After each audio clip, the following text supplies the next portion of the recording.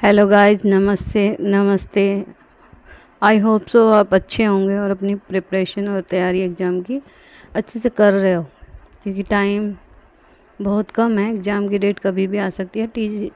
PRT और PGT तो हो ही रहे हैं, टीजीटी के भी हो जाएंगे, लेकिन हमें अपनी तैयारी बंद नहीं करनी चाहिए। तो आज एक ऐसा टॉपिक लेके आई हूँ जो जीके के लिए भी इम्पोर्टेंट है और टीजीटी एसएसटी में भी इम्पोर्टेंट है। ये वाला टॉपिक तो हर एग्ज़ाम के लिए इम्पोर्टेंट है। तो स्टार्ट करते हैं। जनगणना यानी सेंसेक्स के हम 50 क्वेश्चन करेंगे। बचा हुआ पार्ट क्वेश्चन जो है नेक्स्ट पार्ट में हम देखेंगे। तो स्टार्ट करते हैं। जनगणना का अर्थ। जनगणना का अर्थ क्या होता है? खेती की गिनती, जनसंख्या की गिनती, पशुओं की गिनती, पैसों की गिनती। तो जनगणना का अर्थ जनसंख्या की गिनती होता है। ये तो सभी को पता होगा, पर कोई नहीं, मैंने डाल दिया क्योंकि बेसिक भी ज़रूरी है। बाद में पहली जनगणना कब हुई थी? बाद में पहली जनगणना कब हुई? बाद में पहली जनगणना 1872, 81, 1901 या 1947। बाद में पहली जनगणना हुई थी 1872 में। किसके काल में हुई थी? लॉर्ड मेयो के काल में हुई थी। ठीक है, सबसे पहले बाद में जनगणना 72 में हुई थी, लॉर्ड मेयो के काल में हुई थी। बाद में पहली नियमित जनगणना कब शुरू हुई? तो बाद में पहली नियमित जनगणना कब हुई? 1857, 1881, 1921 या फिर 1951। बाद में पहली जनगणना हुई थी 1881 में हुई थी। ये किसके काल में हुई थी? ये रिपन के काल में हुई थी, लॉर्ड रिपन के काल में। ये नियमित, इसके बाद से नियमित यानी 10 ईयर्स के बाद नियमित जनगणना शुरू हो गई थी। तो हम 81 में किसके काल में हुई थी? लॉर्ड रिपन के काल में थी। स्टार्ट कब हुई थी? मेयो के काल में 1872 में जो पहली जनगणना हुई थी। बाद में जनगणना कितने वर्षों में होती है? बाद में जनगणना जो है 2 वर्ष, 5 वर्ष, 10 वर्ष या 20 वर्ष। सबको पता है कि 10 वर्ष में होती है, लेकिन इसका अपवाद भी है। कोविड की वजह से जो है अभी 2011 में हुई थी लास्ट जनगणना। कब हुई थी हमारी लास्ट जनगणना? 2011 में हुई थी। तो कोविड के बाद से कोई जनगणना नहीं हुई है। देखते हैं कब होती है। तो ये आपके लिए अच्छा भी है कि आपको 2011 की ही जनगणना याद करनी पड़ेगी। तो नेक्स्ट चलते हैं 5 क्वेश्चन पे। भारत में जनगणना कौन कराता है? भारत में जनगणना पुलिस कराती है, शिक्षा विभाग, जनगणना आयुक्त कार्यालय, सेना। तो सबको पता है सेना, पुलिस और शिक्षा का तो कोई मतलब ही नहीं है। तो भारत में जनगणना कौन कराता है? जनगणना आयुक्त कार्यालय। ये होम मिनिस्ट्री के अंदर आता है, गृह मंत्रालय के अंदर। भारत में जनगणना किस मंत्रालय के अंतर्गत आती है? तो अभी बताया मैंने आपको कि ये गृह मंत्रालय के अंतर्गत आता है। भारत की सबसे हाल ही की जनगणना कौन सी हुई थी? मैंने बोला था कि आपको 2001, 2011, 21 और 1991। तो मैंने अभी बताया कि लास्ट जनगणना 2011 में हुई, इसके बाद कोविड के 2011 में हुई। तो उसके 10 ईयर्स के बाद होनी थी, यानी 21 में होनी थी, लेकिन 21 में नहीं हुई क्योंकि कोविड जैसी महामारी आ गई थी, तो उसके चक्कर में नहीं हुई। ठीक है, नेक्स्ट चलते हैं। जनगणना 2011 भारत की कौन सी जनगणना है? ये कौन सी सीरीज़ की जनगणना है? ये पूछ रहा है 10वीं, 12वीं, 15वीं या 18वीं। ये 15वीं जनगणना है हमारी। भारत की जनगणना ये 15वीं जनगणना है। ठीक है, तो नेक्स्ट चलते हैं। जनगणना 2011 के अनुसार भारत की जनसंख्या कितनी थी? जो 2011 में लास्ट जनगणना हुई थी अभी तक, उसमें जनसंख्या कितनी थी? 121 करोड़ थी। 100 करोड़, 121, 150, 90 करोड़। ठीक है, इसमें राउंड अप दे रखा है, वैसे पॉइंट करके कुछ है। तो 121 करोड़ थी। जनगणना में कौन कौन सी जानकारी ली जाती है? ये पूछ रहा है कि जनगणना होती है तो कौन कौन सी जानकारी ली जाती है। धर्म पूछते हैं, भाषा पूछते हैं, शिक्षा पूछते हैं, सभी पूछते हैं। तो सभी पूछते हैं कि कौन से धर्म से हो, कौन सी लैंग्वेज यूज करते हो, तो ये सब पूछते हैं। और भी चीज़ें आती हैं। जनगणना 2011 के अनुसार भारत का सबसे अधिक जनसंख्या वाला राज्य कौन सा है? जहाँ सबसे अधिक जनसंख्या मिली 2011 के अनुसार। ठीक है, तो सबको पता है महाराष्ट्र, उत्तर प्रदेश, बिहार या राजस्थान। अभी तक उत्तर प्रदेश ही है, यूपी में सबसे ज़्यादा जनसंख्या है। जनगणना 2011 के अनुसार सबसे कम जनसंख्या वाला राज्य कौन सा है?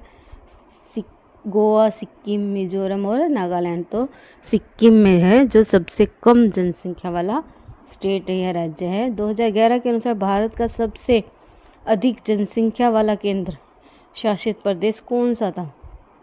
केंद्र शासित प्रदेश पूछ रहा है, ये ध्यान रखना, क्योंकि जनसंख्या से हर उसमें शिफ्ट में पेपर में क्वेश्चन आएगा और ये एसएसटी में भी आता है। ये टॉपिक जो है एसएसटी के लिए भी इम्पोर्टेंट है, तो प्लीज़ ये हर चीज़ के लिए इम्पोर्टेंट है। जीके में आप किसी चीज़ का भी एग्ज़ाम दे रहे हो, एसएससी, डीएसएसबी, किसी भी चीज़ का एग्ज़ाम दे रहे हो तो ये इम्पोर्टेंट है। तो 2011 में ये केंद्र शासित प्रदेश के लिए पूछ रहा है कि केंद्र शासित प्रदेश कौन सा था जहाँ पे अधिक जनसंख्या थी। अधिक पूछा है तो दिल्ली, चंडीगढ़, लक्षद्वीप और दमन-दीव। तो दिल्ली है केंद्र शासित प्रदेश।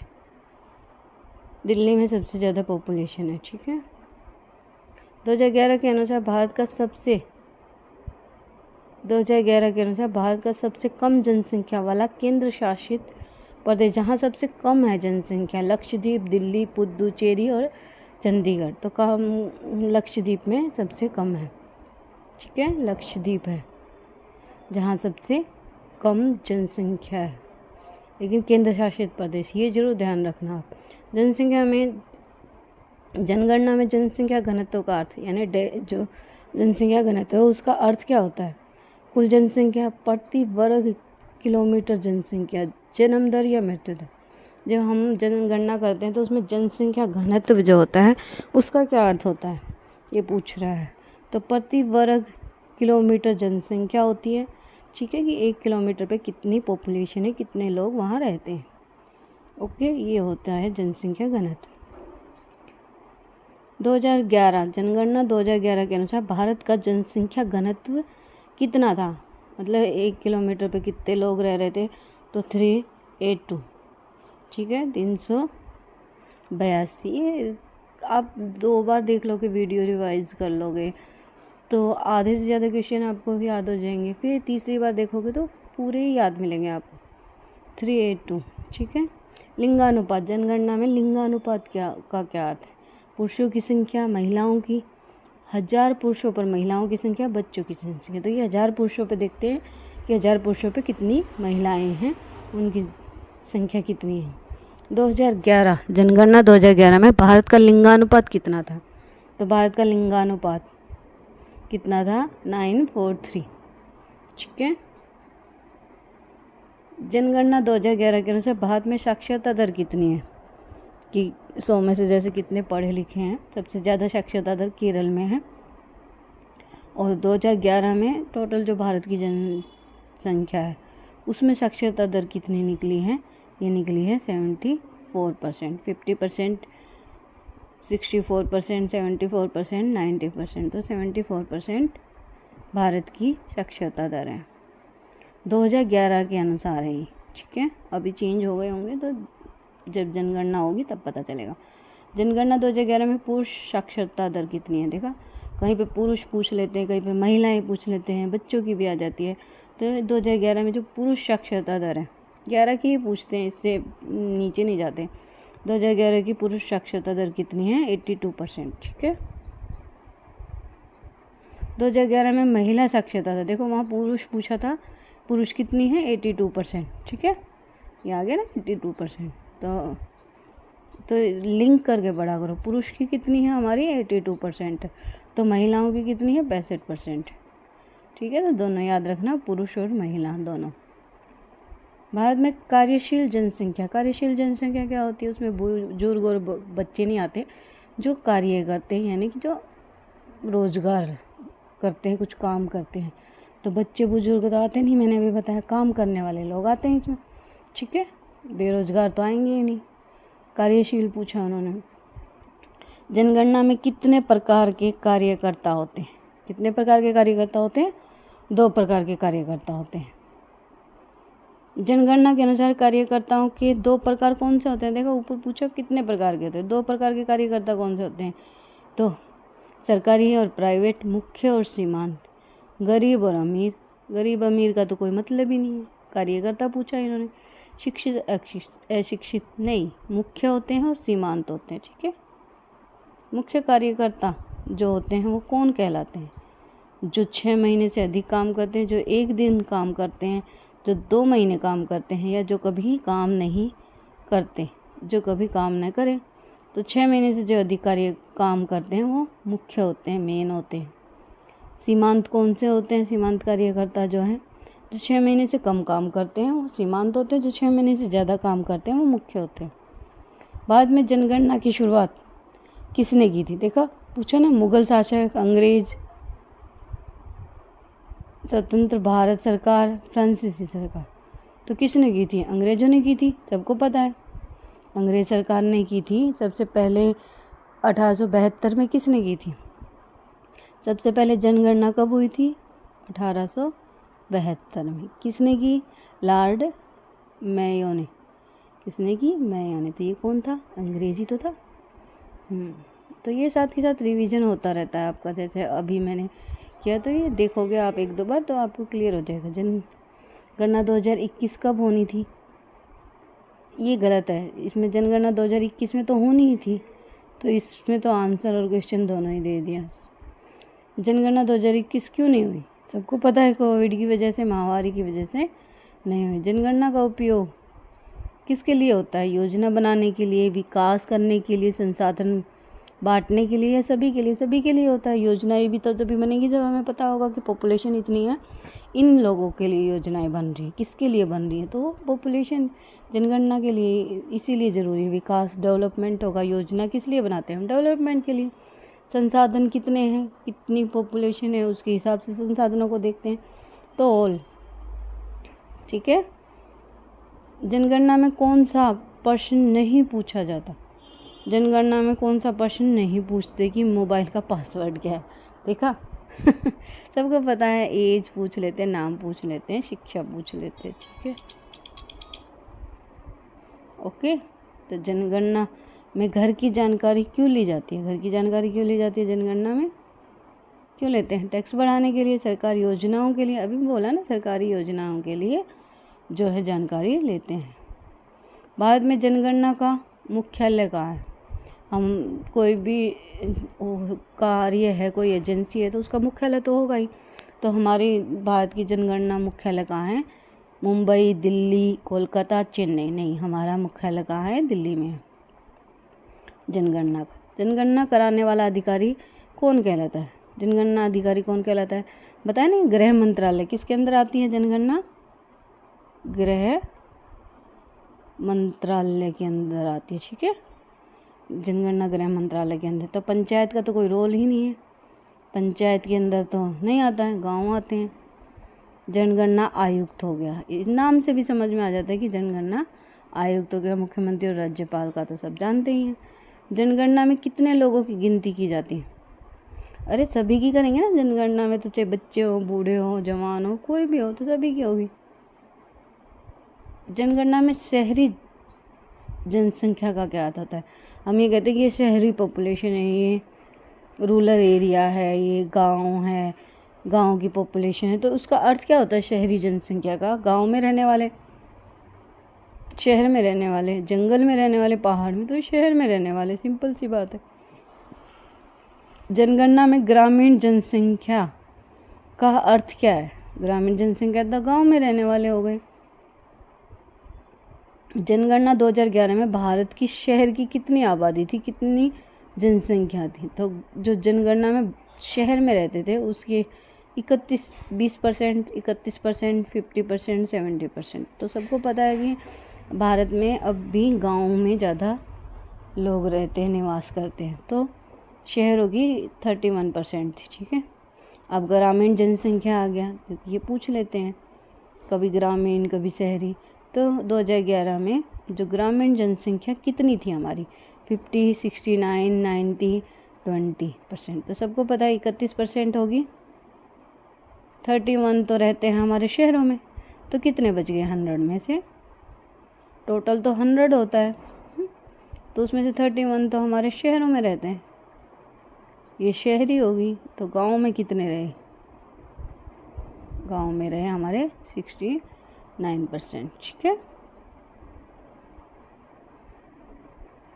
इससे आपके सारे कंसेप्ट क्लियर हो जाएंगे जनसंख्या से। ये एक पार्ट में और है, एक या 2 पार्ट में, उसमें कम लाऊंगी, 20 क्वेश्चन लाऊंगी, तो उससे आपका पूरा जनसंख्या का ईजी भी इसमें इसलिए डालें ताकि आपको अच्छा लगे कि हाँ मुझे ये तो आता है, कॉन्फिडेंस आएगा, बिल्ड होगा।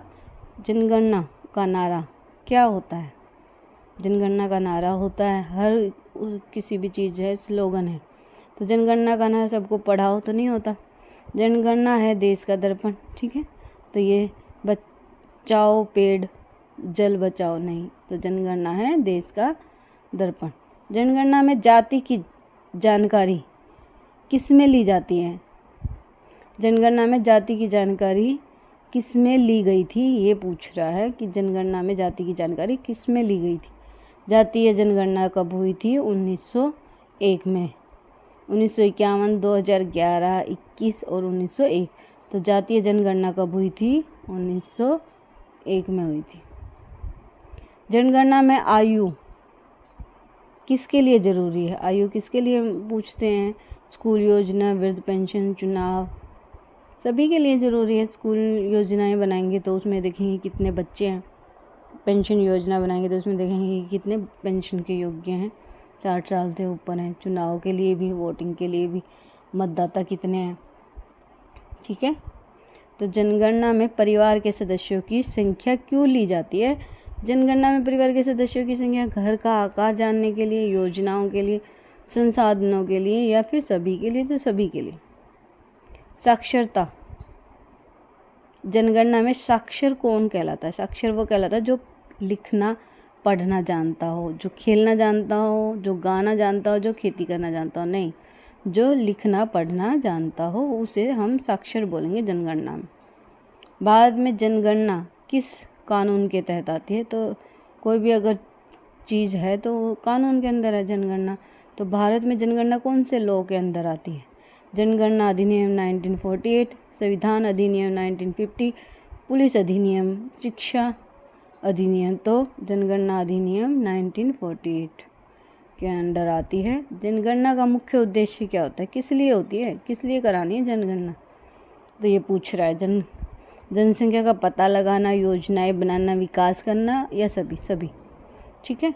जनगणना क्यों कराएंगे? अगर कोई योजना नहीं बनानी तो क्यों कराएंगे? है तो है पॉपुलेशन, तो ये सभी के लिए होती है, डेवलप करने के लिए, योजनाएं बनाने के लिए, संसाधन देखने के लिए हमारे पास कितने कम है, कितनी पॉपुलेशन। भारत में पहली बार महिलाओं की जनगणना कब हुई थी? तो जनगणना मैंने बोला था मेयो के काल में हुई। कब स्टार्ट हुई भारत में? मेयो ने शुरू करवाई, ठीक है। और 1881 में रिपन ने जो है इसे नियमित किया, यानी 10 ईयर्स के बाद, 1881 के बाद से हर 10 साल के बाद जनगणना होने लगी। तो मेयो ने करवाई थी 1872 में, तभी महिलाओं की जनगणना शुरू हो गई थी, उसमें सभी की जनगणना हुई थी, ठीक है। जनगणना में घर का क्या अर्थ होता है? जो घर होता है उसका क्या अर्थ होता है? केवल पक्का मकान, केवल कच्चा मकान, रहने का स्थान, या दुकान, रहने का स्थान। तो कच्चा हो पक्का हो, घर है मतलब। जनगणना 2011 में भारत का सबसे अधिक साक्षर राज्य कौन सा था? बिहार, केरल, मैंने बोला था ना एजुकेशन में केरल है, ठीक है। बिहार, केरल, उत्तर प्रदेश, यूपी हमारा जो है सबसे ज़्यादा पॉपुलेशन है, ठीक है, यूपी में।